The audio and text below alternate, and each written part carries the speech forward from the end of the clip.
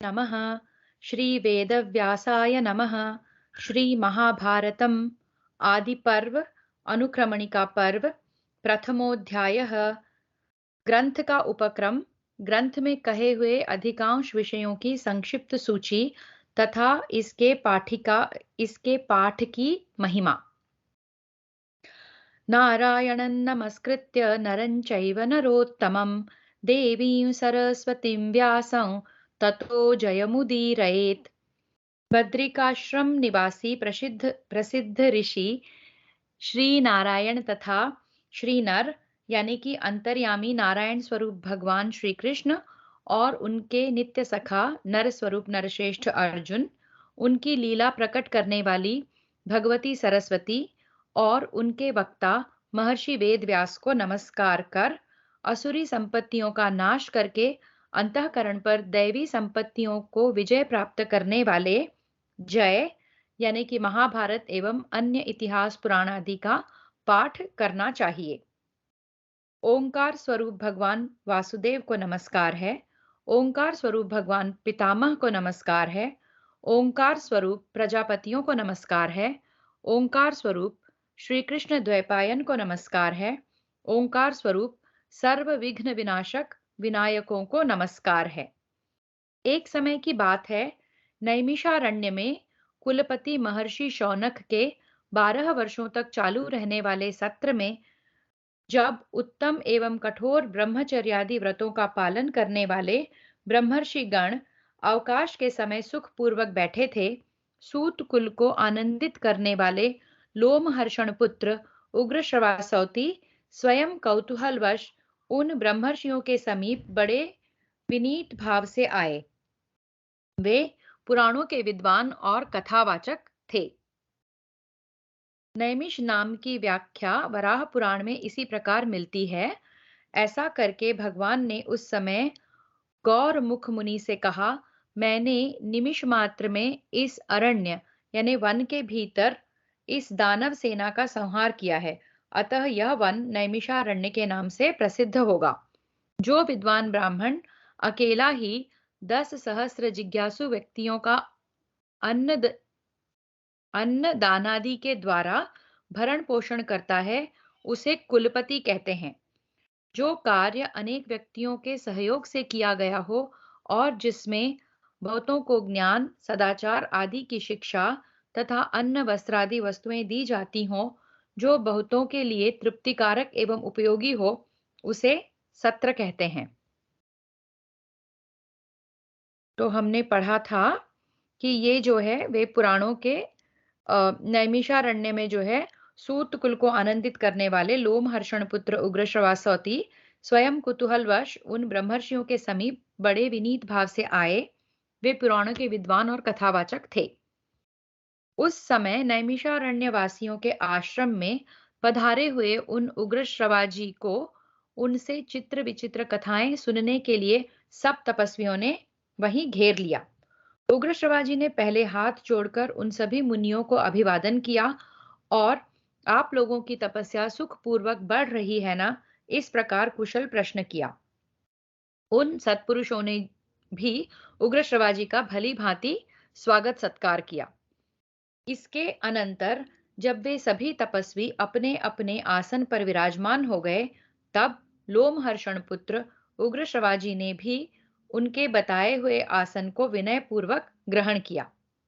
तत्पश्चात यह देखकर कि उग्र श्रवाजी थकावट से रहित होकर आराम से बैठे हुए हैं, किसी महर्षि ने बातचीत का प्रसंग उपस्थित करते हुए यह प्रश्न पूछा, कमल नयन सूत कुमार, आपका शुभागमन कहाँ से हो रहा है?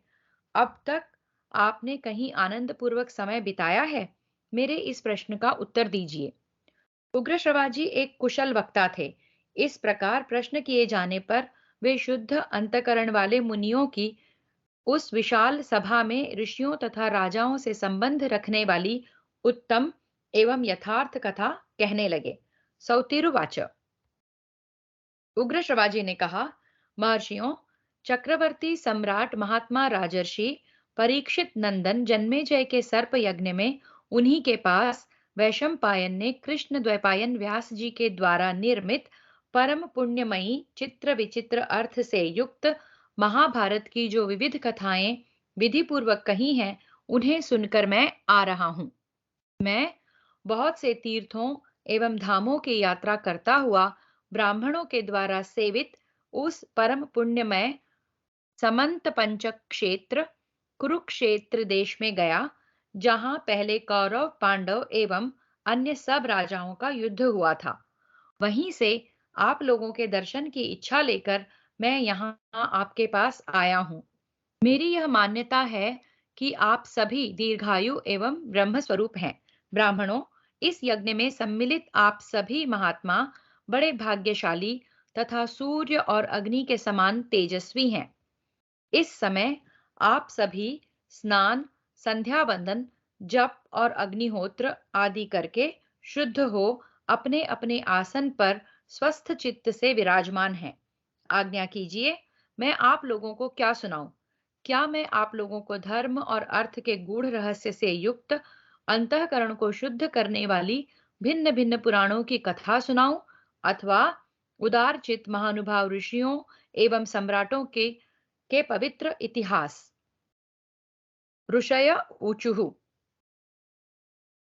ऋषियों ने कहा, उग्र श्रवाजी, परमर्षि श्री कृष्ण द्वैपायन ने जिस प्राचीन इतिहास रूप पुराण का वर्णन किया है और देवताओं तथा ऋषियों ने अपने अपने लोक में श्रवण करके जिसकी भूरी भूरी प्रशंसा की है, जो आख्यानों में सर्वश्रेष्ठ है, जिसका एक एक पद, वाक्य एवं पर्व विचित्र शब्द विन्यास और रमणीय अर्थ से परिपूर्ण है, जिसमें आत्मा परमात्मा के सूक्ष्म स्वरूप का निर्णय एवं उनके अनुभव के लिए अनुकूल युक्तियां भरी हुई हैं, और जो संपूर्ण वेदों के तात्पर्यानुकूल अर्थ से अलंकृत है, उस भारत इतिहास की परम पुण्यमयी ग्रंथ के गुप्त भावों को स्पष्ट करने वाली पदों वाक्यों की व्युत्पत्ति से युक्त सब शास्त्रों के अभिप्राय के अनुकूल और उनसे समर्थित जो अद्भुत कर्म व्यास की संहिता है, उसे हम सुनना चाहते हैं। अवश्य ही वह चारों वेदों के अर्थों से भरी हुई तथा पुण्य स्वरूपा है, पाप और भय को नाश करने वाली है। भगवान वेद व्यास की आज्ञा से राजा जन्मेजय के यज्ञ में प्रसिद्ध ऋषि वैशंपायन ने आनंद में भर कर भली भांति इसका निरूपण किया है। सौतिरुवाच।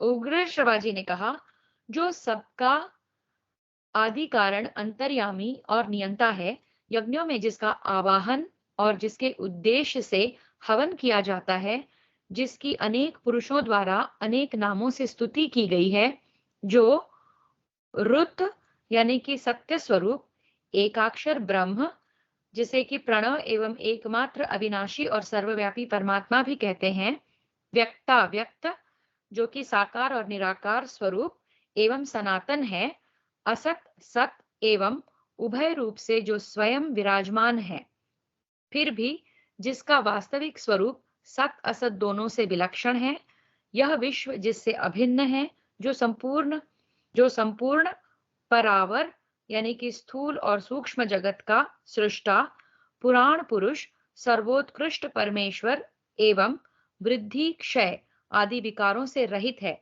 जिसे पाप कभी छू नहीं सकता, जो सहज शुद्ध है, वह ब्रह्म ही मंगलकारी एवं मंगलमय विष्णु है। उन्हीं चराचर गुरु ऋषिकेश, जो कि मन और इंद्रियों के प्रेरक, श्री हरि को नमस्कार करके सर्वलोक पूजित अद्भुत कर्मा महात्मा महर्षि वेद व्यास देव के इस अंतःकरण शोधक मत का मैं वर्णन करूंगा। पृथ्वी पर इस इतिहास का अनेकों कवियों ने वर्णन किया है और इस समय भी बहुत से वर्णन करते हैं। इसी प्रकार अन्य कवि आगे भी इसका वर्णन करते रहेंगे। इस महाभारत के तीनों लोकों में एक महान ज्ञान के रूप में प्रतिष्ठा है। ब्राह्मणादि द्विजाति संक्षेप और विस्तार दोनों ही रूपों में अध्ययन और अध्यापन की परंपरा के द्वारा इसे अपने हृदय में धारण करते हैं। यह शुभ यानी कि ललित एवं मंगलमय शब्द विन्यास से अलंकृत है तथा वैदिक, लौकिक या संस्कृत प्राकृत संकेतों से सुशोभित है।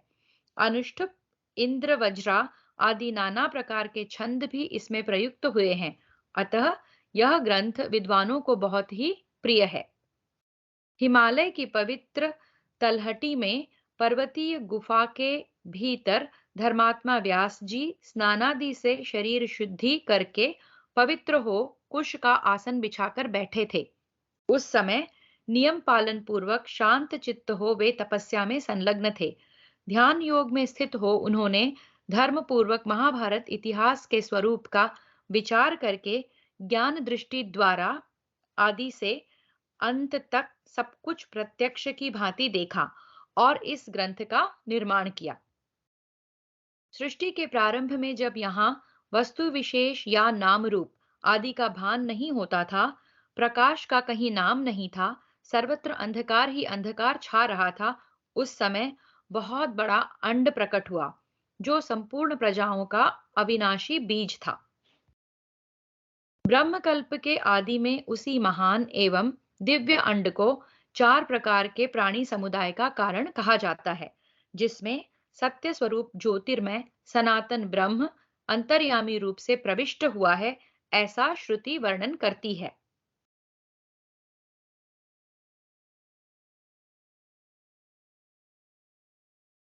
ओके। ब्रह्म ने अंड एवं पिंड की रचना करके मानो स्वयं ही उसमें प्रवेश किया है। हम्म, वह ब्रह्म अद्भुत, अचिंत्य, सर्वत्र समान रूप से व्याप्त, अव्यक्त, सूक्ष्म, कारण स्वरूप एवं अनिर्वचनीय है और जो कुछ सत असत रूप में उपलब्ध होता है सब वही है। उस अंड से ही प्रथम देहधारी प्रजापालक प्रभु देवगुरु पितामह ब्रह्मा तथा रुद्र, मनु, प्रजापति, परमेष्ठी, प्रचेताओं के पुत्र दक्ष तथा दक्ष के 7 पुत्र क्रोध, तम, दम, विक्रीत, अंडिरा, करदम और अश्व प्रकट हुए। तत्पश्चात 21 प्रजापति, मरीचि आदि 7 ऋषि और 14 मनु पैदा हुए, जिन्हें मत्स्य, कूर्म आदि अवतारों के रूप में सभी ऋषि मुनि जानते हैं। अप्रमेय आत्मा विष्णु रूप पुरुष और उनकी विभूति रूप विश्वे देव, आदित्य, वसु एवं अश्विनी कुमार आदि भी क्रमशः प्रकट हुए हैं। तदनंतर यक्ष, साध्य, पिशाच, गुह्यक और पितर एवं तत्वज्ञानी सदाचार परायण साधु शिरोमणि ब्रह्मर्षि गण प्रकट हुए। इसी प्रकार बहुत से राजर्षियों का प्रादुर्भाव हुआ है जो सबके सब शौर्यादि सद्गुणों से संपन्न थे। क्रमशः उसी ब्रह्मांड से जल, द्युलोक, पृथ्वी, वायु, अंतरिक्ष और दिशाएं भी प्रकट हुई हैं। संवत्सर, ऋतु, मास, पक्ष, दिन तथा रात्रि का प्राकट्य भी क्रमशः उसी से हुआ है। इसके सिवा और भी जो कुछ लोक में देखा या सुना जाता है वह सब उसी अंड से उत्पन्न हुआ है। यह जो कुछ भी स्थावर जंगम जगत दृष्टिगोचर होता है वह सब प्रलय काल आने पर अपने कारण में विलीन हो जाता है। जैसे ऋतु के आने पर उसके फल पुष्प आदि नाना प्रकार के चिन्ह प्रकट होते हैं और ऋतु बीत जाने पर वे सब समाप्त हो जाते हैं, उसी प्रकार कल्प का आरंभ होने पर पूर्ववत वे पदार्थ दृष्टिगोचर होने लगते हैं और कल्प के अंत में उनका लय हो जाता है। इस प्रकार यह अनादि और अनंत काल चक्र लोक में प्रवाह रूप से नित्य घूमता रहता है। इसी में प्राणियों की उत्पत्ति और संहार हुआ करते हैं। इसका कभी उद्भव और कभी और विनाश नहीं होता। देवताओं की सृष्टि संक्षेप से 33,000, 3300 और 33 लक्षित होती है। पूर्व काल में दिवह पुत्र बृहत, भानु, चक्षु, आत्मा, विभावसु, सविता, रुचिक, अर्क, भानु, आशावह तथा रवि, ये सब शब्द विवस्वान के बोधक माने गए हैं। इन सब में जो अंतिम रवि हैं वे मह्य यानी कि मही, पृथ्वी में गर्भ स्थापन करने वाले एवं पूज्य माने गए हैं। इनके तनय देवभ्राट हैं और देवभ्राट ये तनय सुभ्राट माने गए हैं। सुभ्राट के 3 पुत्र हैं। वे सबके सब संतानवान और बहुश्रुत यानी कि अनेक शास्त्रों के ज्ञाता हैं। उनके नाम इस प्रकार हैं: दश ज्योति, शत ज्योति तथा सहस्र ज्योति।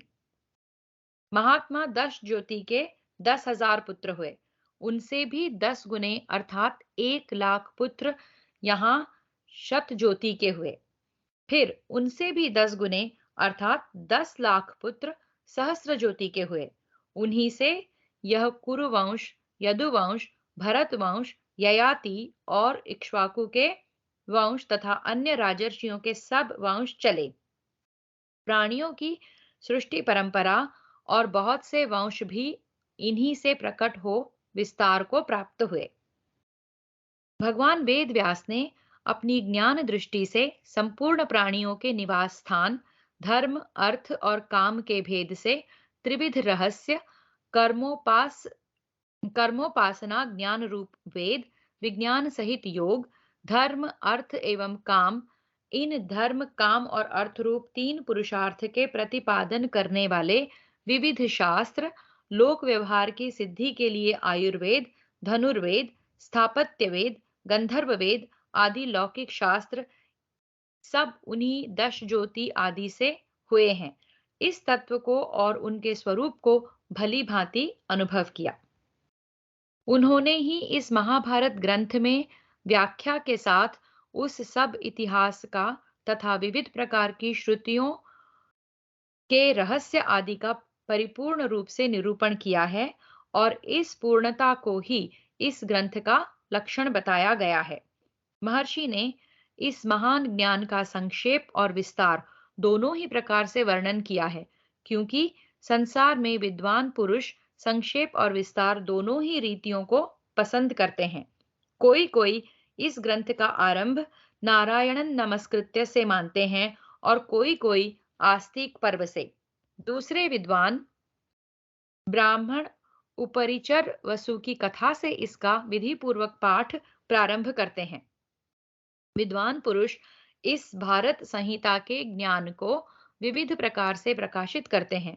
कोई कोई ग्रंथ की व्याख्या करके समझाने में कुशल होते हैं, तो दूसरे विद्वान अपनी तीक्ष्ण मेधा शक्ति के द्वारा इन ग्रंथों को धारण करते हैं। सत्यवती नंदन भगवान व्यास ने अपनी तपस्या एवं ब्रह्मचर्य की शक्ति से सनातन वेद का विस्तार करके इस लोक पावन पवित्र इतिहास का निर्माण किया है। प्रशस्त व्रतधारी, निग्रहानुग्रह समर्थ, सर्वज्ञ पराशर नंदन ब्रह्मर्षि श्री कृष्ण द्वैपायन इस इतिहास शिरोमणि महाभारत की रचना करके यह विचार करने लगे कि अब शिष्यों को इस ग्रंथ का अध्ययन कैसे कराऊं, जनता में इसका प्रचार कैसे हो। द्वैपायन ऋषि का यह विचार जानकर लोक गुरु भगवान ब्रह्मा उन महात्मा की प्रसन्नता तथा लोक कल्याण की कामना से स्वयं ही व्यास जी के आश्रम पर पधारे। व्यास जी ब्रह्मा जी को देखकर आश्चर्यचकित रह गए। उन्होंने हाथ जोड़कर प्रणाम किया और खड़े रहे। फिर सावधान होकर सब ऋषि मुनियों के साथ उन्होंने ब्रह्मा जी के लिए आसन की व्यवस्था की।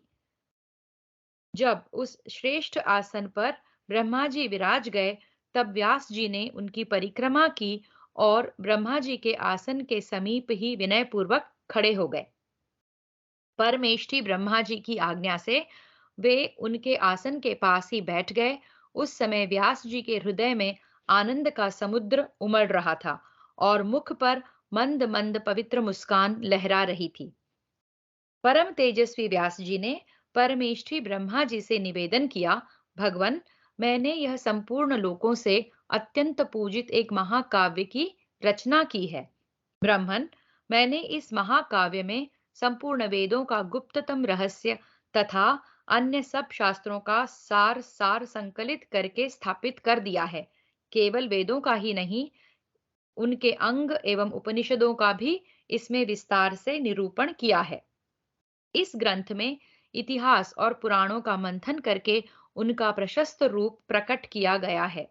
भूत, वर्तमान और भविष्य काल की इन तीनों संज्ञाओं का भी वर्णन हुआ है।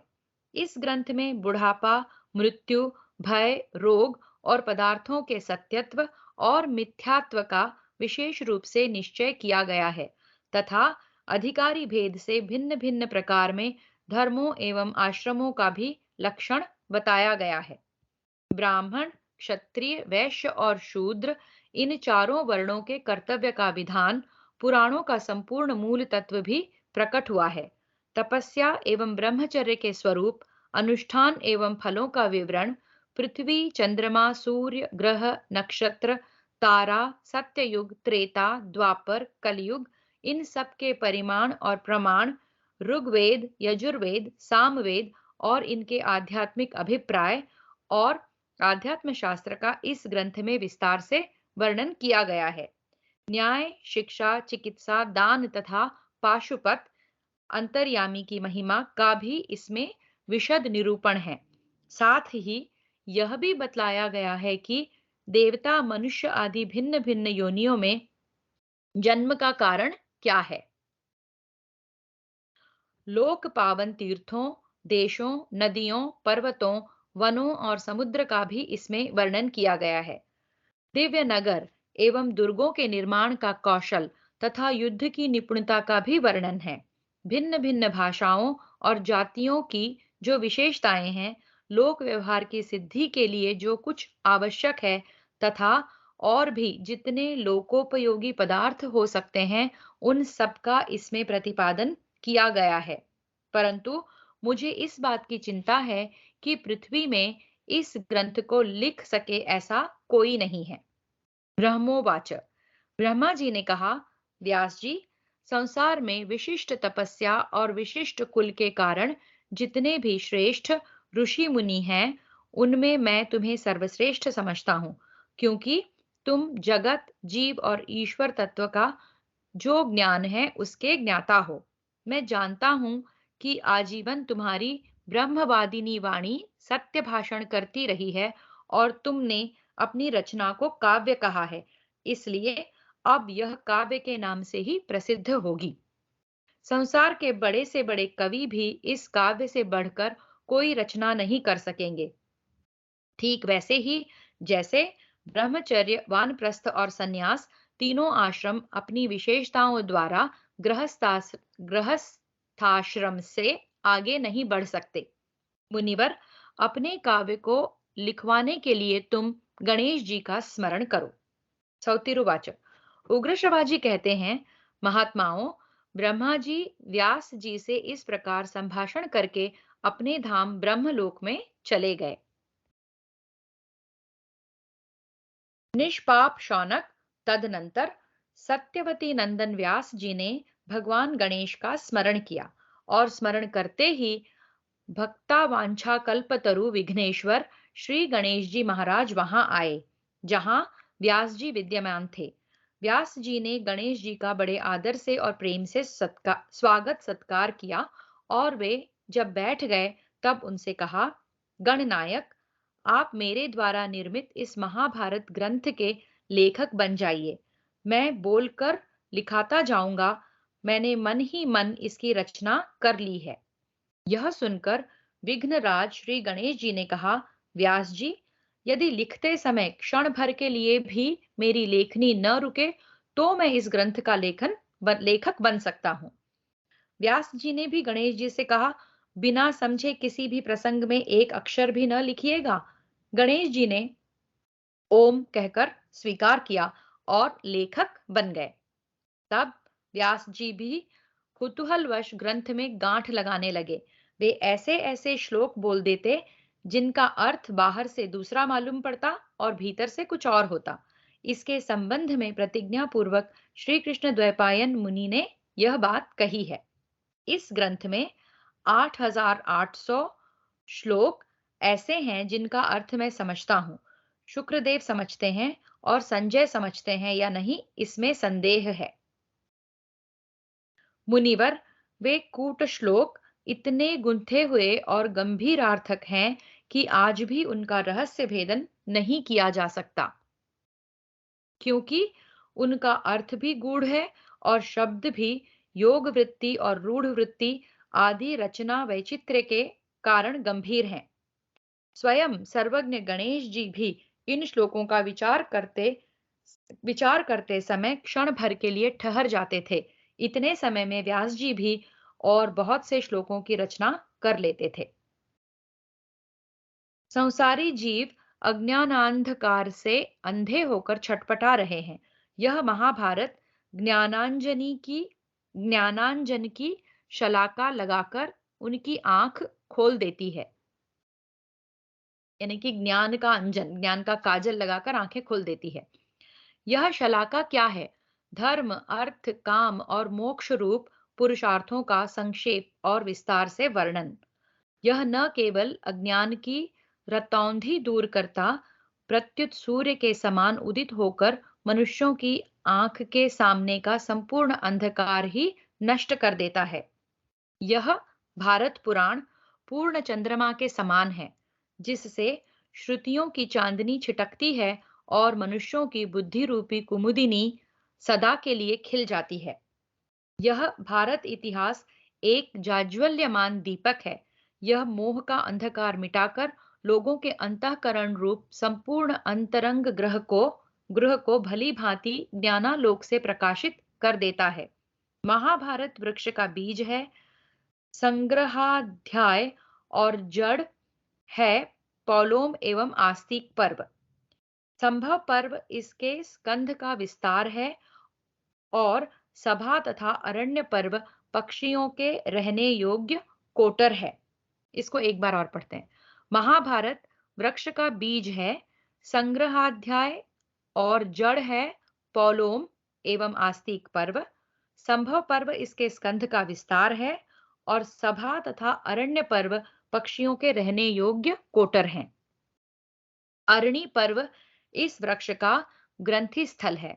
विराट और उद्योग पर्व इसका सार भाग है। भीष्म पर्व इसकी बड़ी शाखा और द्रोण पर्व इसके पत्ते हैं।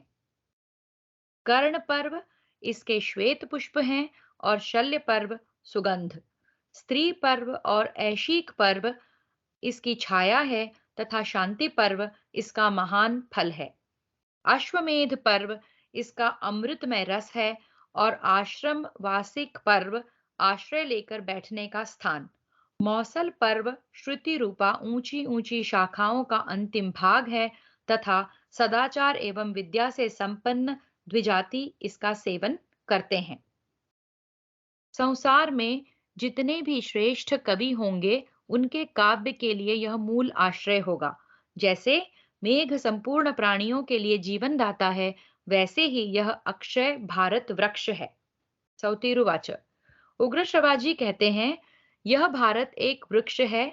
इसके स्वादु, पवित्र, सरस एवं अविनाशी पुष्प तथा फल हैं। धर्म और मोक्ष। ओके, यह भारत एक वृक्ष है। इसके स्वादु, पवित्र, सरस एवं अविनाशी पुष्प तथा फल हैं धर्म और मोक्ष। इन्हें देवता भी इस वृक्ष से अलग नहीं कर सकते। अब मैं इन्हीं का वर्णन करूंगा। पहले की बात है, शक्तिशाली धर्मात्मा श्री कृष्ण द्वैपायन, जिन्हें हम व्यास जी के नाम से जानते हैं, ने अपनी माता सत्यवती और परम ज्ञानी गंगा पुत्र भीष्म पितामह की आज्ञा से विचित्र वीर्य की पत्नी अंबिका आदि के गर्भ से 3 अग्नियों में समान तेजस्वी 3 कुरुवंशी पुत्र उत्पन्न किए, जिनके नाम धृतराष्ट्र, पांडु और विदुर हैं। इन 3 पुत्रों को जन्म देकर परम ज्ञानी व्यास जी फिर अपने आश्रम पर चले गए। जब वे तीनों पुत्र वृद्ध हो परम गति को प्राप्त हुए, तब महर्षि व्यास जी ने इस मनुष्य लोक में महाभारत का प्रवचन किया। जन्मेजय और हजारों ब्राह्मणों के प्रश्न करने पर व्यास जी ने पास ही बैठे अपने शिष्य वैशंपायन को आज्ञा दी कि तुम इन लोगों को महाभारत सुनाओ। वैशंपायन याज्ञिक सदस्यों के साथ ही बैठे थे, अतः जब यज्ञ कर्म में बीच बीच में अवकाश मिलता, तब यजमान आदि के बार बार आग्रह करने पर वे उन्हें महाभारत सुनाया करते थे। इस महाभारत ग्रंथ में व्यास जी ने कुरु वंश के विस्तार, गांधारी की धर्मशीलता, विदुर की उत्तम प्रज्ञा और कुंती देवी के धैर्य का भली भांति वर्णन किया है। महर्षि भगवान व्यास ने इसमें वसुदेव नंदन श्री कृष्ण के महात्म्य, पांडवों की सत्यपरायणता तथा धृतराष्ट्र पुत्र दुर्योधन आदि के दुर्व्यवहारों का स्पष्ट उल्लेख किया है। पुण्यकर्मा मानवों के उपाख्यानों सहित 1 लाख श्लोकों के इस उत्तम ग्रंथ को आद्य भारत या महाभारत जानना चाहिए।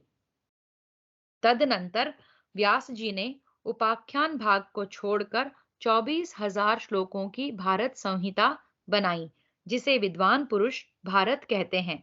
इसके पश्चात महर्षि ने पुनः पूर्व सहित ग्रंथ में महर्षि ने पुनः पर्व सहित ग्रंथ में वर्णित वृत्तांतों की अनुक्रमणिका यानी कि सूची का एक संक्षिप्त अध्याय बनाया, जिसमें केवल 150 श्लोक हैं। व्यास जी ने सबसे पहले अपने पुत्र शुक्रदेव जी को इस महाभारत ग्रंथ का अध्ययन कराया। तदनंतर उन्होंने दूसरे दूसरे सुयोग्य यानी कि जो अधिकारी एवं अनुगत होते हैं ऐसे शिष्यों को इसका उपदेश दिया। तत्पश्चात भगवान व्यास ने 60 लाख श्लोकों की एक दूसरी संहिता बनाई। उसके 30 लाख श्लोक देवलोक में समादृत हो रहे हैं। पितृलोक में 15 लाख तथा गंधर्व लोक में 14 लाख श्लोकों का पाठ होता है। इस मनुष्य लोक में 1 लाख श्लोकों का आद्य भारत या महाभारत प्रतिष्ठित है। देवर्षि नारद ने देवताओं को और असित देव असित देवल ने पितरों को इसका श्रवण कराया। शुक्र देव जी ने गंधर्व, यक्ष तथा राक्षसों को महाभारत की कथा सुनाई, परंतु इस मनुष्य लोक में संपूर्ण वेद वेत्ताओं के शिरोमणि व्यास शिष्य धर्मात्मा वैशंपायन जी ने इसका प्रवचन किया। मुनिवरों, वही 1 लाख श्लोकों का महाभारत आप लोग मुझसे श्रवण कीजिए। दुर्योधन क्रोध में विशाल वृक्ष के समान है, कर्ण स्कंध, शकुनी शाखा, दुशासन समृद्ध फल पुष्प है। अज्ञानी राजा धृतराष्ट्र ही इसके मूल हैं। युधिष्ठिर धर्म में विशाल वृक्ष है, अर्जुन स्कंध, भीमसेन शाखा और माद्री नंदन इसके समृद्ध फल पुष्प हैं। श्री कृष्ण वेद और ब्राह्मण ही इस वृक्ष के मूल जड़ हैं। महाराज पांडु अपनी बुद्धि और पराक्रम से अनेक देशों पर विजय पाकर हिंसक मृगों को मारने के स्वभाव वाले होने के कारण ऋषि मुनियों के साथ वन में ही निवास करते थे। एक दिन उन्होंने मृग रूपधारी महर्षि को मैथुन कला में मार डाला मैथुन काल में मार डाला। इससे वे बड़े भारी संकट में पड़े। ऋषि ने यह शाप दे दिया कि स्त्री सहवास करने पर तुम्हारी मृत्यु हो जाएगी। यह संकट होते हुए भी युधिष्ठिर आदि पांडवों के जन्म से लेकर जात कर्म आदि सब संस्कार वन में ही हुए और वहीं उन्हें शील एवं सदाचार की रक्षा का उपदेश हुआ। पूर्वोक्त शाप होने पर भी संतान होने का कारण यह था कि कुल धर्म की रक्षा के लिए दुर्वासा द्वारा प्राप्त हुई विद्या का आश्रय लेने के कारण पांडवों की दोनों माताओं कुंती और माद्री के समीप क्रमशः धर्म, वायु, इंद्र तथा दोनों अश्विनी कुमार इन देवताओं का आगमन संभव हो सका। इन्हीं की कृपा से युधिष्ठिर, भीमसेन, अर्जुन एवं नकुल सहदेव की उत्पत्ति हुई।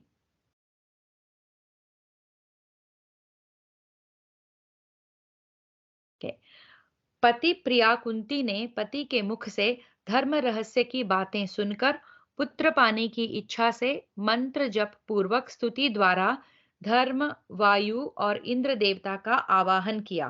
कुंती के उपदेश देने पर माद्री भी उस मंत्र विद्या को जान गई और उसने संतान के लिए दोनों अश्विनी कुमारों का आवाहन किया। इस प्रकार इन पांचों देवताओं से पांडवों की उत्पत्ति हुई। पांचों पांडव अपनी दोनों माताओं द्वारा ही पाले पोसे गए। वे वनों में और महात्माओं के परम पुण्य आश्रमों में ही तपस्वी लोगों के साथ दिनों दिन बढ़ने लगे। पांडु की मृत्यु होने के पश्चात बड़े बड़े ऋषि मुनि स्वयं ही पांडवों को लेकर धृतराष्ट्र एवं उनके पुत्रों के पास आए। उस समय पांडव नन्हे नन्हे शिशु के रूप में बड़े ही सुंदर लगते थे। वे सिर पर जटा धारण किए ब्रह्मचारी के वेश में थे। ऋषियों ने वहां जाकर धृतराष्ट्र एवं उनके पुत्रों से कहा, ये तुम्हारे पुत्र, भाई, शिष्य और सुहृद हैं। ये सभी महाराज पांडु के ही पुत्र हैं। इतना कहकर वे मुनि वहां से अंतर्धान हो गए।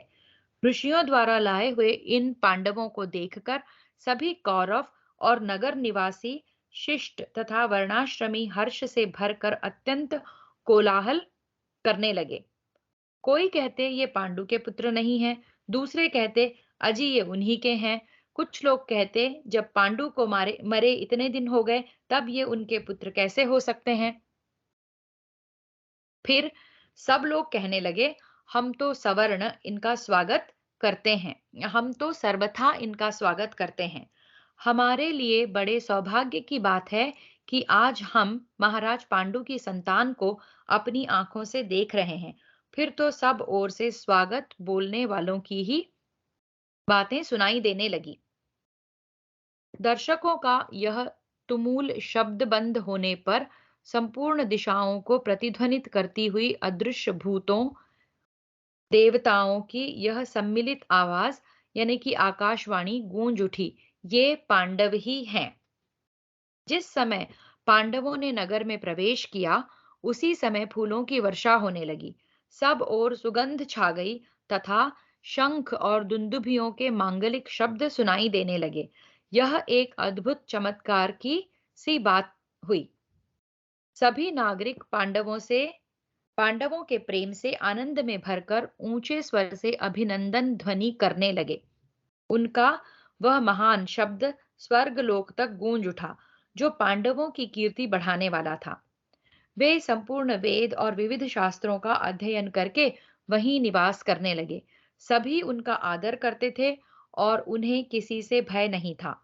राष्ट्र की संपूर्ण प्रजा युधिष्ठिर के शौचाचार, भीमसेन की धृति, अर्जुन के विक्रम और नकुल सहदेव की गुरु शुश्रूषा, क्षमाशीलता और विनय से बहुत ही प्रसन्न होती थी।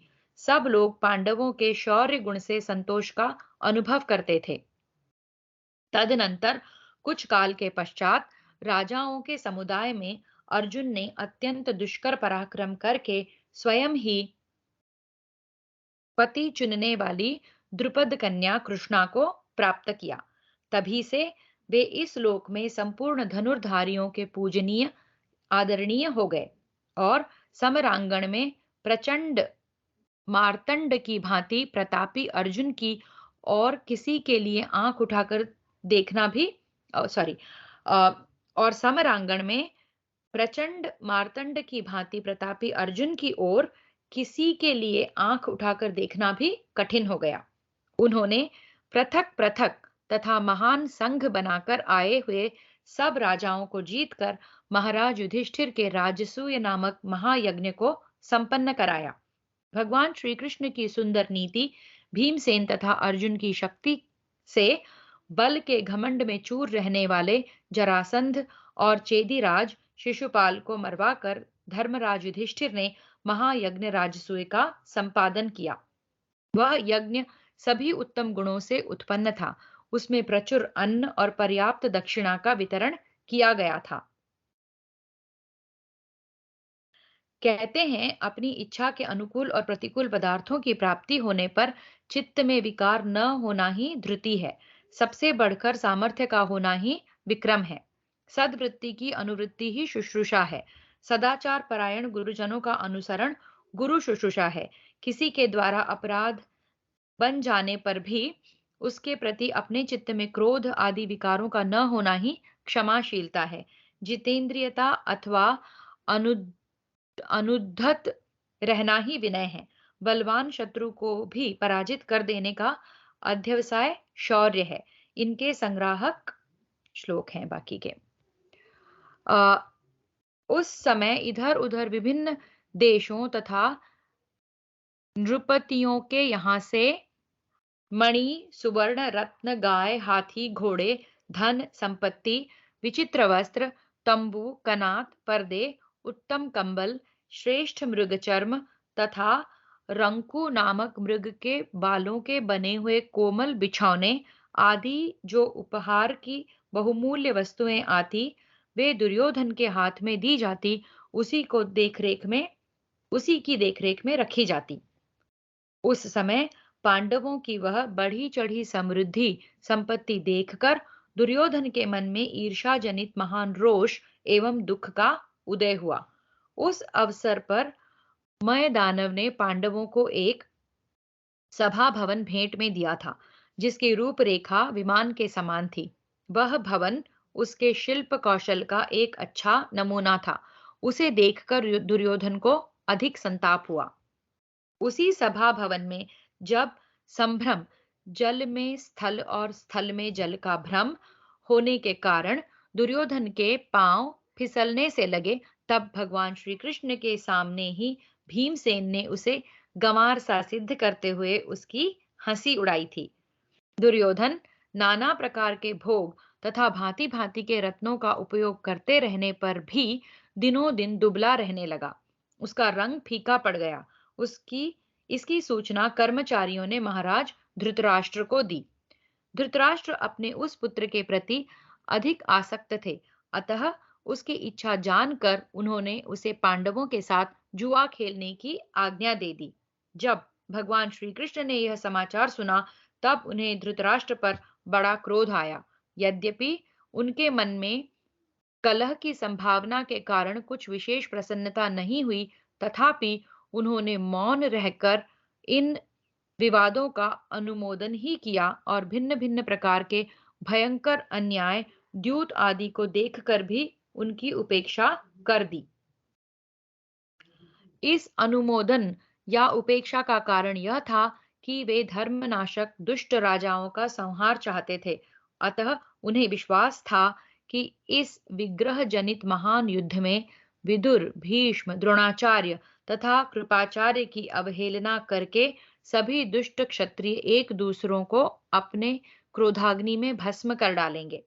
जब युद्ध में पांडवों की जीत होती गई, तब यह अत्यंत अप्रिय समाचार सुनकर तथा दुर्योधन, कर्ण और शकुनी के दुराग्रहपूर्ण निश्चित विचार जानकर धृतराष्ट्र बहुत देर तक चिंता में पड़े थे।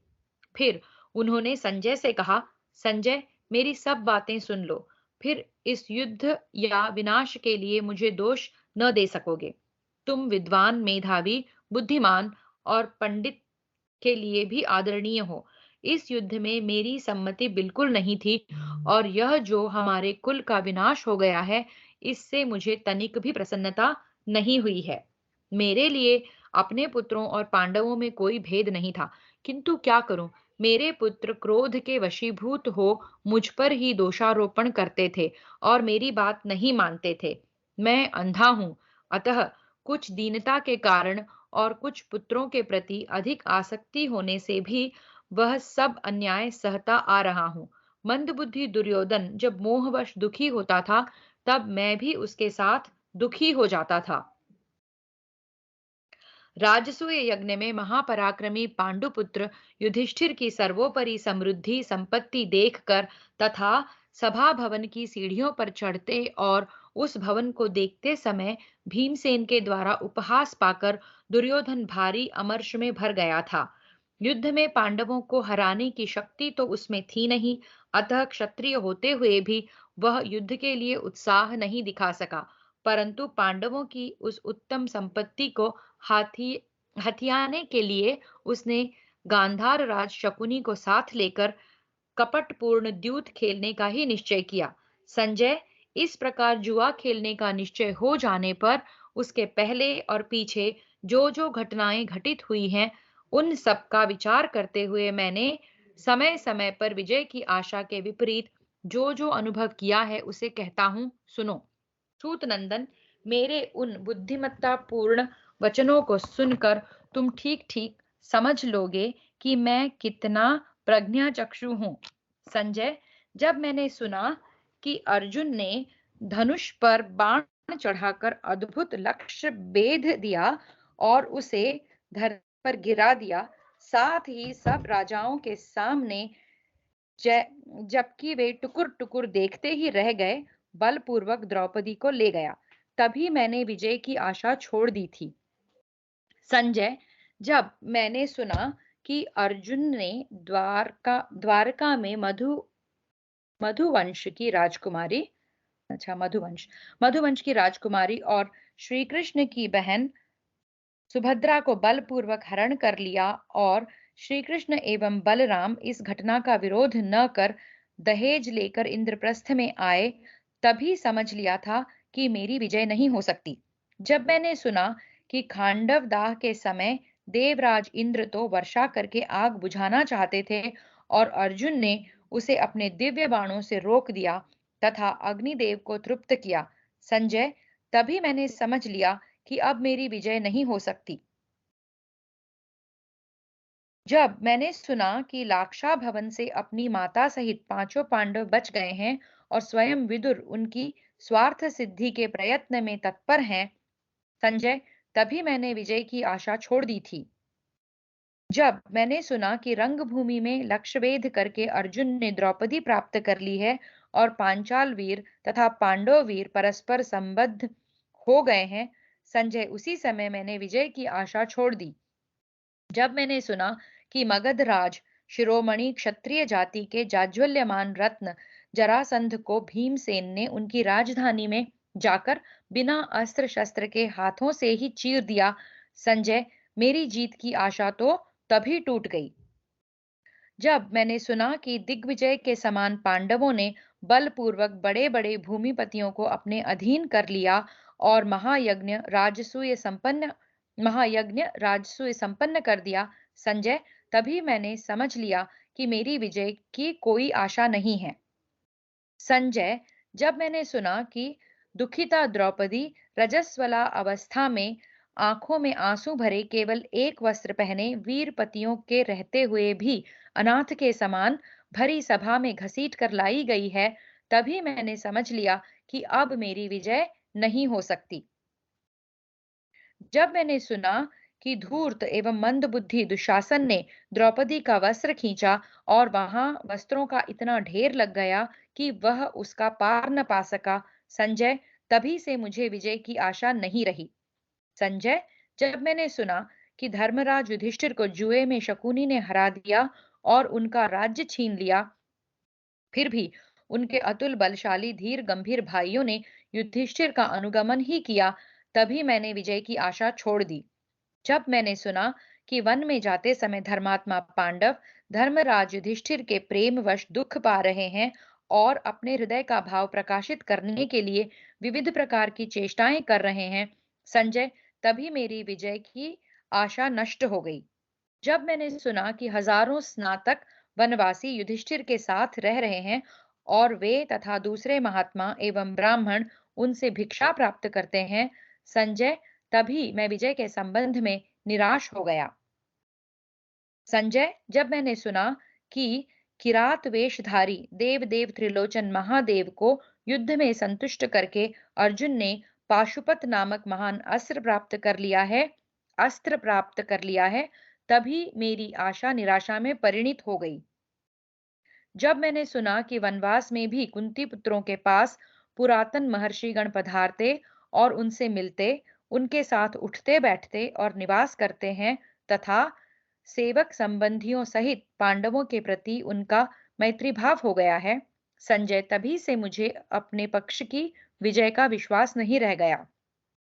जब मैंने सुना कि सत्यसंध धनंजय अर्जुन स्वर्ग में गए हुए हैं और वहां साक्षात इंद्र से दिव्य अस्त्र शस्त्र की विधि पूर्वक शिक्षा प्राप्त कर रहे हैं और वहां उनके पौरुष एवं ब्रह्मचर्य आदि की प्रशंसा हो रही है, संजय, तभी से मेरी युद्ध में विजय की आशा जाती रही। जब से मैंने सुना कि वरदान के प्रभाव से घमंड के नाश में चूर, कालकेय तथा पौलोम नामक असुरों को, जिन्हें बड़े बड़े देवता भी नहीं जीत सकते थे, अर्जुन ने बात की बात में पराजित कर दिया। तभी से संजय, मैंने विजय की आशा कभी नहीं की। मैंने जब सुना कि शत्रुओं का संहार करने वाली किरीट अर्जुन असुरों का वध करने के लिए गए थे और इंद्रलोक से अपना काम पूरा करके लौट आए हैं, संजय, तभी मैंने समझ लिया अब मेरी जीत की कोई आशा नहीं। जब मैंने सुना कि पांडुनंदन युधिष्ठिर महर्षि लोमश के साथ लोमश जी के साथ तीर्थ यात्रा कर रहे हैं और लोमश जी के मुख से ही उन्होंने यह भी सुना है कि स्वर्ग में अर्जुन को अभीष्ट वस्तु यानी कि दिव्यास्त्र की प्राप्ति हो गई है, संजय, तभी से मैंने विजय की आशा ही छोड़ दी। जब मैंने सुना कि भीमसेन तथा दूसरे भाई उस देश में जाकर जहां मनुष्यों की गति नहीं है, कुबेर के साथ मेल मिलाप कर आए, संजय, तभी मैंने विजय की आशा छोड़ दी थी। जब मैंने सुना कि कर्ण की बुद्धि पर विश्वास करके चलने वाले मेरे पुत्र घोष यात्रा के निमित्त गए और गंधर्वों के हाथ बंदी बन गए और अर्जुन ने उन्हें उनके हाथ से छुड़ाया, संजय, तभी से मैंने विजय की आशा छोड़ दी। सूत संजय, जब मैंने सुना कि धर्मराज यक्ष का रूप धारण करके युधिष्ठिर से मिले और युधिष्ठिर ने उनके द्वारा किए गए गूढ़ प्रश्नों का ठीक ठीक समाधान दिया, तभी विजय के संबंध में मेरी आशा टूट गई। संजय, विराट की राजधानी में गुप्त रूप से द्रौपदी के साथ पांचों पांडव निवास कर रहे थे, परंतु मेरे पुत्र और उनके सहायक इस बात का पता नहीं लगा सके। जब मैंने यह बात सुनी, मुझे यह निश्चय हो गया कि मेरी विजय संभव नहीं है। संजय, जब मैंने सुना कि भीमसेन ने द्रौपदी के प्रति किए हुए अपराध का बदला लेने के लिए कीचकों के सर्वश्रेष्ठ वीर को उसके 100 भाइयों सहित युद्ध में मार डाला है, तभी से मुझे विजय की बिल्कुल आशा नहीं रह गई थी। संजय, जब मैंने सुना कि विराट की राजधानी में रहते समय महात्मा धनंजय ने एकमात्र रथ की सहायता से हमारे सभी श्रेष्ठ महारथियों को, जो गोहरण के लिए पूर्ण तैयारी के साथ वहां गए थे, मार भगाया, तभी से मुझे विजय की आशा नहीं रही। जिस दिन मैंने यह बात सुनी कि मत्स्यराज विराट ने अपनी प्रिय एवं सम्मानित पुत्री उत्तरा को अर्जुन के हाथ अर्पित कर दिया, परंतु अर्जुन ने अपने लिए नहीं, अपने पुत्र के लिए उसे स्वीकार किया, संजय, उसी दिन से मैं विजय की आशा नहीं करता। संजय, युधिष्ठिर जुए में पराजित हैं, निर्धन हैं, घर से निकले हुए हैं और अपने सगे संबंधियों से बिछड़े हुए हैं। फिर भी जब मैंने सुना कि उनके पास 7 अक्षौहिणी सेना एकत्र हो चुकी है, तभी विजय के लिए मेरे मन में जो आशा थी, उस पर पानी फिर गया। वामनावतार के समय यह संपूर्ण पृथ्वी जिनके एक डग में ही आ गई बताई जाती है, वे लक्ष्मीपति भगवान श्री कृष्ण एक पग में ही या एक डग में ही आ गई बताई जाती है, वे लक्ष्मीपति भगवान श्री कृष्ण पूरे हृदय से पांडवों की कार्य सिद्धि के लिए तत्पर हैं। जब यह बात मैंने सुनी, संजय, तभी से मुझे विजय की आशा नहीं रही। जब देवर्षि नारद के मुख से मैंने यह बात सुनी कि श्री कृष्ण और अर्जुन साक्षात नर और नारायण हैं और इन्हें मैंने ब्रह्मलोक में भली भांति देखा है, तभी से मैंने विजय की आशा छोड़ दी। संजय, जब मैंने सुना कि स्वयं भगवान श्री कृष्ण लोक कल्याण के लिए शांति की इच्छा से आए हुए हैं और कौरव पांडवों में शांति संधि करवाना चाहते हैं, परंतु वे अपने प्रयास में असफल होकर लौट गए, तभी से मुझे विजय की आशा नहीं रही। संजय, जब मैंने सुना कि कर्ण और दुर्योधन दोनों ने यह सलाह की है कि श्री कृष्ण को कैद कर लिया जाए और श्री कृष्ण ने अपने आप को अनेक रूपों में विराट या अखिल विश्व के रूप में दिखा दिया, तभी से मैंने विजयाशा त्याग दी थी। जब मैंने सुना यहाँ से श्री कृष्ण के लौटते समय अकेली कुंती उनके रथ के सामने आकर खड़ी हो गई और अपने हृदय की आरती वेदना करने लगी, तब श्री कृष्ण ने उसे भली भांति सांत्वना दी। संजय, तभी से मैंने विजय की आशा छोड़ दी। संजय, जब मैंने सुना श्री कृष्ण पांडवों के मंत्री हैं और शांतनु नंदन भीष्म तथा भारद्वाज द्रोणाचार्य उन्हें आशीर्वाद दे रहे हैं, तब मुझे विजय प्राप्ति की किंचित भी आशा नहीं रही। जब कर्ण ने भीष्म से यह बात कह दी कि जब तक तुम युद्ध करते रहोगे तब तक मैं पांडवों से नहीं लड़ूंगा, इतना ही नहीं, वह सेना को छोड़कर हट गया। संजय, तभी से मेरे मन में विजय के लिए कुछ भी आशा नहीं रह गई। संजय, जब मैंने सुना कि भगवान श्री कृष्ण, वीरवर अर्जुन और अतुलित शक्तिशाली गांडीव धनुष, ये तीनों भयंकर प्रभावशाली शक्तियां इकट्ठी हो गई है, तभी मैंने विजय की आशा छोड़ दी। संजय, जब मैंने सुना कि रथ के पिछले भाग में स्थित मोहग्रस्त अर्जुन अत्यंत दुखी हो रहा है और श्री कृष्ण ने अपने शरीर में उन्हें सब लोगों का दर्शन करा दिया, तभी मेरे मन से विजय की सारी आशा समाप्त हो गई। जब मैंने सुना कि शत्रुघाती भीष्म रणांगण में प्रतिदिन 10,000 रथियों का संहार कर रहा है, परंतु पांडवों का कोई प्रसिद्ध योद्धा नहीं मारा जा रहा है, संजय, तभी मैंने विजय की आशा छोड़ दी। जब मैंने सुना कि परम धार्मिक गंगानंदन भीष्म ने युद्ध भूमि में पांडवों को अपनी मृत्यु का उपाय स्वयं बता दिया और पांडवों ने प्रसन्न होकर उनकी उस आज्ञा का पालन किया, संजय, तभी मुझे विजय की आशा नहीं रही। जब मैंने सुना कि अर्जुन ने सामने शिखंडी को खड़ा करके उसकी ओट से सर्वथा अजेय अत्यंत शूर भीष्म पितामह को युद्ध भूमि में गिरा दिया, संजय, तभी मेरी विजय की आशा समाप्त हो गई। जब मैंने सुना कि हमारे वृद्ध वीर भीष्म पितामह अधिकांश सोमक वंशी योद्धाओं का वध करके अर्जुन के बाणों से क्षत विक्षत शरीर हो शरशय्या पर शयन कर रहे हैं, संजय, तभी मैंने समझ लिया अब मेरी विजय नहीं हो सकती। संजय, जब मैंने सुना कि शांतनु नंदन भीष्म पितामह ने शरशय्या पर सोते समय अर्जुन को संकेत किया और उन्होंने बाण से धरती का भेदन करके उनकी प्यास बुझा दी, तब मैंने विजय की आशा त्याग दी। जब वायु अनुकूल बहकर और चंद्रमा सूर्य लाभ स्थान में संयुक्त होकर पांडवों की विजय की सूचना दे रहे थे और कुत्ते आदि भयंकर प्राणी प्रतिदिन हम लोगों को डरा रहे हैं, संजय, तब मैंने विजय के संबंध में अपनी आशा छोड़ दी। संजय, हमारे आचार्य द्रोण बेजोड़ योद्धा थे और उन्होंने रणांगण में अपने अस्त्र शस्त्र के अनेकों विविध कौशल दिखलाए, परंतु जब मैंने सुना कि वे वीर शिरोमणि पांडवों में से किसी एक का भी वध नहीं कर रहे हैं, तब मैंने विजय की आशा त्याग दी। संजय, मेरी विजय की आशा तो तभी नहीं रही जब मैंने सुना कि मेरे जो महारथी वीर संक्षप्तक योद्धा अर्जुन के वध के लिए मोर्चे पर डटे हुए थे, उन्हें अकेले ही अर्जुन ने मौत के घाट उतार दिया। संजय, स्वयं भारद्वाज द्रोणाचार्य अपने हाथ में शस्त्र उठाकर उस चक्रव्यूह की रक्षा कर रहे थे जिसको कोई दूसरा तोड़ ही नहीं सकता था, परंतु सुभद्रा नंदन वीर अभिमन्यु अकेला ही छिन्न भिन्न करके उसमें घुस गया। जब यह बात मेरे कानों तक पहुंची, तभी मेरी विजय की आशा लुप्त हो गई। संजय, मेरे बड़े बड़े महारथी वीरवर अर्जुन के सामने तो टिक न सके और सब ने मिलकर बालक अभिमन्यु को घेर लिया और उसको मारकर हर्षित होने लगे। जब यह बात मुझ तक पहुंची, तभी से मैंने विजय की आशा त्याग दी।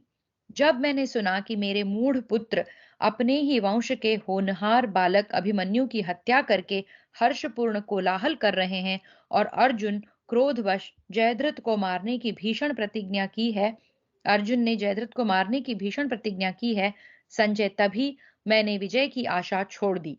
जब मैंने सुना कि अर्जुन ने जयद्रथ को मार डालने की जो दृढ़ प्रतिज्ञा की है, उसने वह शत्रुओं से भरी रणभूमि में सत्य एवं पूर्ण करके दिखा दी, संजय, तभी से मुझे विजय की संभावना नहीं रह गई। युद्ध भूमि में धनंजय अर्जुन के घोड़े अत्यंत श्रांत और प्यास से व्याकुल हो रहे थे। स्वयं श्री कृष्ण ने उन्हें रथ से खोल कर पानी पिलाया, फिर से रथ के निकट लाकर उन्हें जोत दिया और अर्जुन सहित वे सकुशल लौट गए। तब मैंने यह बात सुनी, संजय, तभी मेरी विजय की आशा समाप्त हो गई। जब संग्राम भूमि में रथ के घोड़े अपना काम करने में असमर्थ हो गए, तब रथ के समीप ही खड़े होकर पांडव वीर अर्जुन ने अकेले ही सब योद्धाओं का सामना किया और उन्हें रोक दिया। मैंने जिस समय यह बात सुनी, संजय, उसी समय मैंने विजय की आशा छोड़ दी। जब मैंने सुना कि वृष्णि वंशावतंस युयुधान सात्यकी ने अकेले ही द्रोणाचार्य की उस सेना को, जिसका सामना हाथियों की सेना भी नहीं कर सकती थी, तितर बितर और तहस नहस कर दिया तथा श्री कृष्ण और अर्जुन के पास पहुंच गए, संजय, तभी से मेरे लिए विजय की आशा असंभव हो गई। संजय, जब मैंने सुना कि वीर भीमसेन कर्ण के पंजे में फंस गए थे, परंतु कर्ण ने तिरस्कार पूर्वक झिड़क कर और धनुष की नोक चुभाकर ही छोड़ दिया तथा भीमसेन मृत्यु के मुख से बच निकले, संजय, तभी मेरी विजय की आशा पर पानी फिर गया। जब मैंने सुना द्रोणाचार्य, कृतवर्मा, कृपाचार्य, कर्ण और अश्वत्थामा तथा वीर शल्य ने भी सिंधुराज जयद्रथ का वध सह लिया, प्रतिकार नहीं किया, संजय, तभी मैंने विजय की आशा छोड़ दी। संजय, देवराज इंद्र ने कर्ण को कवच के बदले एक दिव्य शक्ति दे रखी थी और उसने उसे अर्जुन पर प्रयुक्त करने के लिए रख छोड़ा था, परंतु मायापति श्री कृष्ण ने भयंकर राक्षस घटोत्कच पर छुड़वाकर उससे भी वंचित करवा दिया। जिस समय यह बात मैंने सुनी, उसी समय मेरी विजय की आशा टूट गई। जब मैंने सुना कि कर्ण और घटोत्कच के युद्ध में कर्ण ने वह शक्ति घटोत्कच पर चला दी, उसी से रणांगण में अर्जुन का वध किया जा सकता था, संजय, तब मैंने विजय की आशा छोड़ दी। संजय, जब मैंने सुना कि आचार्य द्रोण पुत्र की मृत्यु के शोक से शस्त्रादि छोड़कर आमरण अनशन करने के निश्चय से अकेले रथ के पास बैठे थे और धृष्टद्युम्न ने धर्म युद्ध की मर्यादा का उल्लंघन करके उन्हें मार डाला, तभी मैंने विजय की आशा छोड़ दी। जब मैंने सुना कि अश्वत्थामा जैसे वीर के साथ बड़े बड़े वीरों के सामने ही माद्री नंदन नकुल अकेले ही अच्छी तरह युद्ध कर रहे हैं, संजय, तब मुझे जीत की आशा न रही। जब द्रोणाचार्य की हत्या के अनंतर अश्वत्थामा ने दिव्य नारायण शस्त्र का उपयोग किया, परंतु उससे वह पांडवों का अंत नहीं कर सका, संजय, तभी मेरी विजय की आशा समाप्त हो गई। जब मैंने सुना कि रणभूमि में भीमसेन ने अपने भाई दुशासन का रक्तपान किया, परंतु वहां उपस्थित सत्पुरुषों में से किसी एक ने भी निवारण नहीं किया, संजय, तभी से मुझे विजय की आशा बिल्कुल नहीं रही। संजय, वह भाई का भाई से युद्ध देवताओं की गुप्त प्रेरणा से हो रहा था।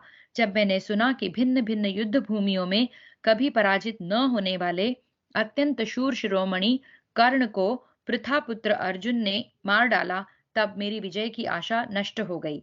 जब मैंने सुना धर्मराज युधिष्ठिर, द्रोणपुत्र अश्वत्थामा, शूरवीर दुशासन एवं उग्र योद्धा कृतवर्मा को भी युद्ध में जीत रहे हैं, संजय, तभी से मुझे विजय की आशा नहीं रही। संजय, जब मैंने सुना कि रणभूमि में धर्मराज युधिष्ठिर ने शूर शिरोमणि मद्रराज शल्य को मार डाला, जो सर्वदा युद्ध में घोड़े हाँकने के संबंध में श्री कृष्ण की होड़ करने पर उतारू रहता था, तभी से मैं विजय की आशा नहीं करता था। जब मैंने सुना कि कलहकारी द्यूत के मूल कारण केवल छल कपट से बल से बली पापी शकुनी को पांडुनंदन सहदेव ने रणभूमि में यमराज के हवाले कर दिया, संजय, तभी मेरी विजय की आशा समाप्त हो गई। जब दुर्योधन का रथ छिन्न भिन्न हो गया, शक्ति क्षीण हो गई और वह थक गया, तब सरोवर पर सरोवर पर जाकर वहां का जल स्तंभित करके उसमें अकेला ही सो गया, संजय, जब मैंने यह संवाद सुना, तब मेरी विजय की आशा भी चली गई। जब मैंने सुना कि उसी सरोवर के तट पर श्री कृष्ण के साथ पांडव जाकर खड़े हैं और मेरे पुत्र को असह्य दुर्वचन कहकर नीचा दिखा रहे हैं, तभी, संजय, मैंने विजय की आशा सर्वथा त्याग दी। संजय, जब मैंने सुना कि गदा युद्ध में मेरा पुत्र बड़ी निपुणता से पैंतरे बदलकर रण कौशल प्रकट कर रहा है और श्री कृष्ण की सलाह से भीमसेन ने गदा युद्ध की मर्यादा के विपरीत जांघ में गदा का प्रहार करके उसे मार डाला, तब तो संजय मेरे मन में विजय की आशा रह ही नहीं गई। संजय, जब मैंने सुना कि अश्वत्थामा आदि दुष्टों ने सोते हुए पांचाल नरपतियों और द्रौपदी के होनहार पुत्रों को मारकर अत्यंत विभत्स और वंश के यश को कलंकित करने वाला काम किया है, तब तो मुझे विजय की आशा रही ही नहीं। संजय, जब मैंने सुना कि भीमसेन के पीछा करने पर अश्वत्थामा ने क्रोध पूर्वक सींग के बाण पर ब्रह्मास्त्र का प्रयोग कर दिया, जिससे कि पांडवों का गर्भस्थ वंशधर भी नष्ट हो जाए, तभी मेरे मन में विजय की आशा नहीं रही। जब मैंने सुना कि अश्वत्थामा के द्वारा प्रत्युक्त ब्रह्मशिर अस्त्र को अर्जुन ने स्वस्ति स्वस्ति कहकर अपने अस्त्र से शांत कर दिया और अश्वत्थामा को अपना मणिरत्न भी देना पड़ा, संजय, उसी समय मुझे जीत की आशा नहीं रही। जब मैंने सुना कि अश्वत्थामा अपने महान अस्त्रों को प्रयोग करके उत्तरा का गर्भ भी गिराने की चेष्टा कर रहा था तथा श्री कृष्ण द्वैपायन व्यास और स्वयं भगवान श्री कृष्ण ने परस्पर विचार करके उसे शापों से अभिशप्त कर दिया, तभी मेरी विजय की आशा सदा के लिए समाप्त हो गई। इस समय गांधारी की दशा शोचनीय हो गई है, क्योंकि उसके पुत्र, पौत्र, पिता तथा भाई बंधुओं में से कोई नहीं रह गया। पांडवों ने दुष्कर कार्य कर डाला। उन्होंने फिर से अपना अकंटक राज्य प्राप्त कर लिया। हाय हाय, कितने कष्ट की बात है। मैंने सुना है कि इस भयंकर युद्ध में केवल 10 व्यक्ति बचे हैं। मेरे पक्ष के 3, कृपाचार्य, अश्वत्थामा और कृतवर्मा, तथा पांडवों के पक्ष के 7, श्री कृष्ण, सात्यकी और 5 पांडव। क्षत्रियों के इस भीषण संग्राम में 18 अक्षौहिणी सेनाएं नष्ट हो गईं। सारथे, यह सब सुनकर मेरी आंखों के सामने घना अंधकार छाया हुआ है। मेरे हृदय में मोह का आवेश सा होता जा रहा है। मैं चेतना शून्य हो रहा हूं। मेरा मन विह्वल सा हो रहा है। सौतिरुवाच। उग्र श्रवाजी कहते हैं, धृतराष्ट्र ने ऐसा कहकर बहुत विलाप किया और अत्यंत दुख के कारण वे मूर्छित हो गए। फिर होश में आकर कहने लगे, धृतराष्ट्र उवाच। धृतराष्ट्र ने कहा, संजय, युद्ध का यह परिणाम निकलने पर अब मैं अविलंब अपने प्राण छोड़ना चाहता हूं। अब जीवन धारण करने का कुछ भी फल मुझे दिखलाई नहीं देता।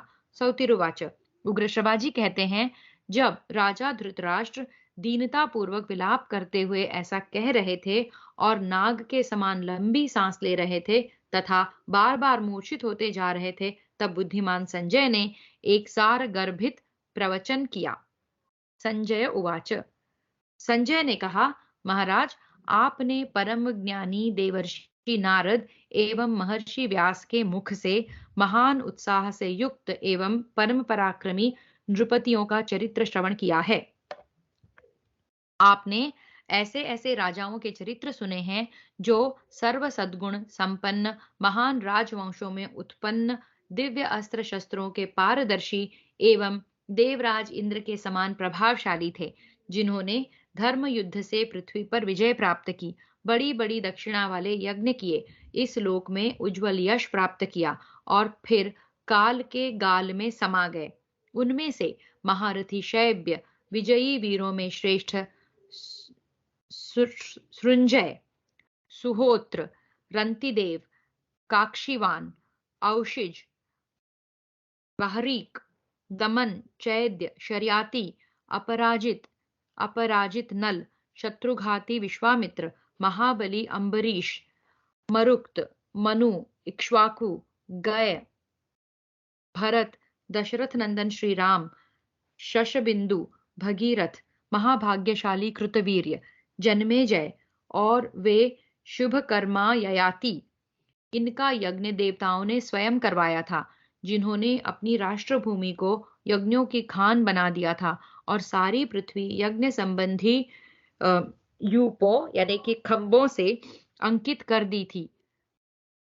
इन 24 राजाओं का वर्णन पूर्व काल में देवर्षि नारद ने पुत्र शोक से अत्यंत संतप्त महाराज शैत्य का दुख दूर करने के लिए किया था। महाराज, पिछले युग में इन राजाओं के अतिरिक्त दूसरे और बहुत से महारथी, महात्मा, शौर्य, वीर्य आदि सद्गुणों से संपन्न परम पराक्रमी राजा हो गए हैं, जैसे पुरु, कुरु, यदु, शूर, महातेजस्वी, विश्वगश्व, अहुण, अणुह, युवनाश्च, कुकुत्स, पराक्रमी रघु, विजय, वीतिहोत्र, अंग, भव, श्वेत, बृहदगुरु, उशीनर, शतरथ, कंक, दुलिदुह, दुम्र, तुम्भोद्भव, पर, वेन, सगर, संकृति, निमि, अजेय, परशु, पुंड, शंभु, निष्पाप, देवावृध, देवार्हय, सुप्रतिम, सुप्रतीक, बृहद्रथ, महान उत्साही और महाविनयी, सुक्रतु, निषधराज नल, सत्यव्रत, शांत भय, सुमित्र, सुबल,